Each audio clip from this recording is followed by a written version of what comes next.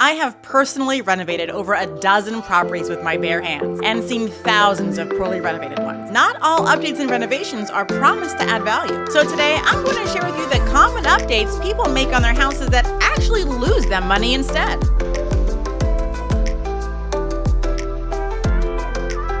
Hey there, welcome back to my channel, Brick by Brick Wealth. My name is Franchini, and I teach aspiring real estate investors how to be successful with their first rental property. Before you renovate or make updates to your property, you need to ask yourself a question. Why am I making these updates? Because how you renovate your property will depend on whether you are living in it, flipping it, or renting it out. And if you stick around until the end, I'm going to share with you the top 3 upgrades that produce the highest return on investment.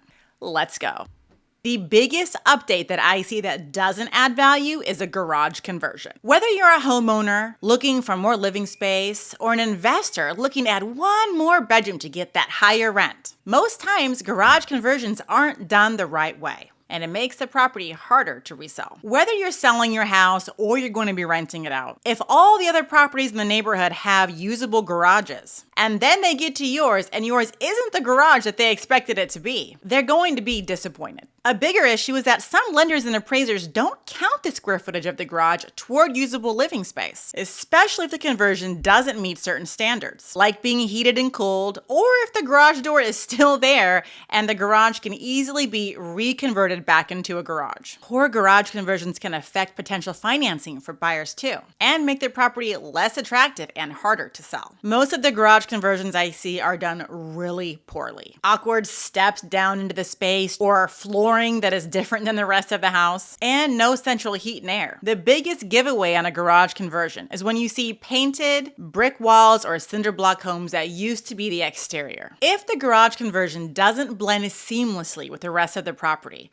or the quality of the workmanship isn't there, it's going to be a negative update that not only doesn't add value, but can majorly detract from the value of the home as well. Not to mention, in many areas, converting a garage into living space requires permits and approval from the city. If the city finds out it's an unpermitted garage conversion, they might make you take it down, which costs money. Today's buyers are savvy and they're going to check for permits. And if you don't have permits, the garage conversion that you thought was going to add value just cost you big time.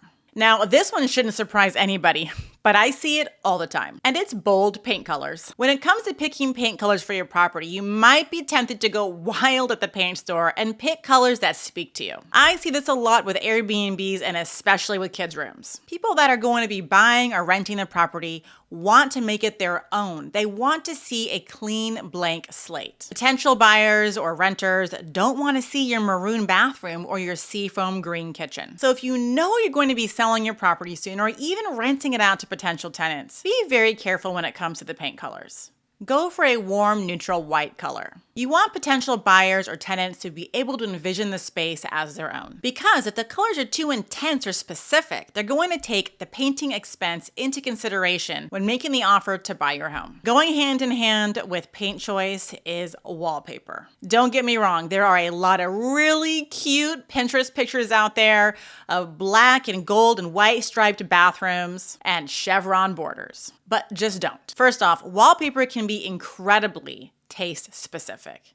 You might have just cringed when I said chevron borders. Other people absolutely love it. Updating your property with wallpaper is a big no-no if you're going to sell or rent it out. Let's not forget, removing wallpaper is hard freaking work. And if you don't want to do it, it costs a lot to have somebody else remove wallpaper. Sometimes wallpaper is so difficult or expensive to remove that people just paint over it. You might have seen that in properties yourself. And painted over wallpaper lowers the value of the property. As a real estate investor, I myself have bought plenty of homes with wallpaper. But don't get me wrong, a house that has wallpaper absolutely gets a lower offer than a property that doesn't. It just ain't cheap or easy to remove wallpaper. Now, if you're planning on living in the property, then by all means, wallpaper it up. Go Pinterest crazy. But if you don't want the wallpaper to negatively impact your property value, you might want to consider taking it off and painting it with a neutral color before you go to sell or rent it out. Now, in my opinion, the worst update you could possibly do if you're looking for a good return on your investment is intricate professional landscaping. Professional landscaping that's detail-oriented can be very, very expensive to put in and requires somebody who wants to maintain it.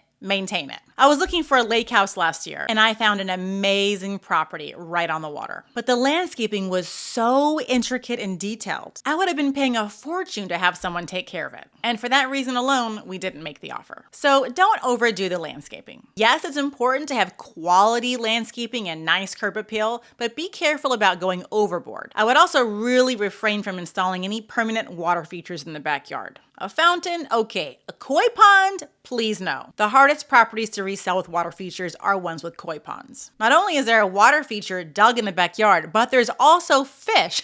Most people aren't looking to buy a property and have to take care of fish in their backyard. Landscaping that's also too niche specific is going to decrease your property value and not give you that ROI that you're looking for. Think English rose gardens, Japanese themed backyards, and desert landscape rock gardens. If most people in the neighborhood don't have their backyards that way, then know that your specific theme is going to negatively impact buyers. And unfortunately, potential tenants as well, because they are the ones that are typically responsible for landscaping maintenance. But hey, if this is your forever home, have at it. But just know that any flair that you put in your backyard is likely not going to be appreciated by the next homeowner. And I feel the need to throw this one in there.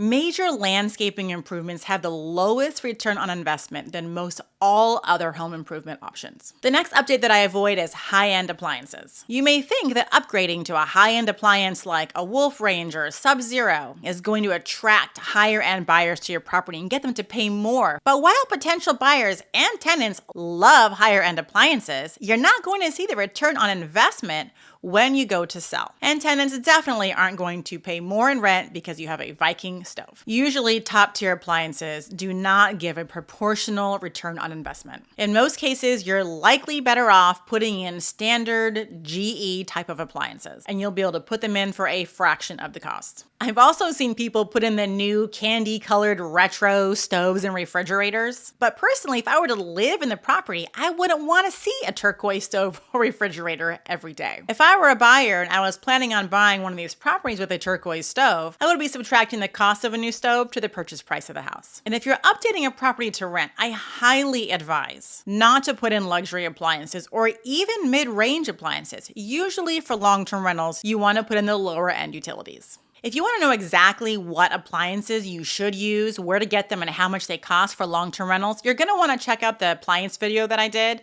I'll put a link for it in the description below. The next update that doesn't add value to your home and actually decreases the value of your home goes in line with the turquoise appliance we just talked about, and it's adding pops of color in permanent features of the home. I've seen pops of color on front doors, fireplaces, tile backsplashes in the kitchen and bathroom, even crazy flooring tiles. And let's not forget the wood floor choices that are just a bit too extreme. See, bold specific colors are polarizing, especially when the house is empty. You can't help but just notice the bright colors. And usually it's a turnoff for most people. It is not cheap or easy to replace a kitchen backsplash, a bathroom tub surround, a new front door, or even repaint a fireplace. I'm always looking for my next new dream home, and I saw a house in Colorado that has been sitting on the market for several months, and their pop of color on permanent things in the house is turquoise. It's a great property otherwise, but I know that is the reason why it hasn't sold. The best strategy is to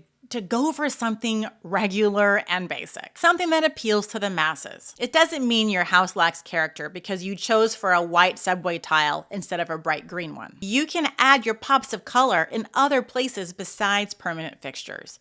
Throw pillows, decorations, blankets, not to mention, color trends change all the time. By the time you sell your property, those color trends will likely be outdated. The next update that doesn't add value to your home and can actually detract value from your home are lighting fixtures. Think dining room lights, entryway lights, bathroom lights, and over the kitchen island lights. Lighting choices can dramatically affect the mood and feel of a house. And you have to have lights. So how do you make it nice, but not too niche specific? Choose timeless light fixtures that don't stand out. Look at Lowe's and Home Depot and see what's in stock on the shelves in the store. Special order lighting often means specific tastes. And if there's not enough demand to put it on the shelves in the store, there might not be enough people who like it when it's in your home. When I'm looking at houses and they're vacant, the lighting fixtures really stand out. I can usually tell the owner's taste and age when I see the lighting fixtures in the house. If potential buyers feel that they have to make substantial updates to the property as soon as they buy it, it's likely going to impact their overall perception of the property, resulting in a lower offer. And if you're renting the property, you may get fewer inquiries, and it might take a longer time for the property to rent. Remember earlier I told you I would tell you the top 3 upgrades that will yield the highest ROI? Well, are you ready? Get out your pen and paper. The first one is a kitchen remodel, and I'm not talking a big, massive overhaul. I'm talking minor updates. Painting the kitchen cabinets, installing new hardware, maybe some can lighting, possibly resurfacing the cabinet doors, and putting on a new countertop. You can easily do that on a budget, and it will more than pay for itself when you go to sell. Next up, replacing your front door. Putting on a newer, modern door, especially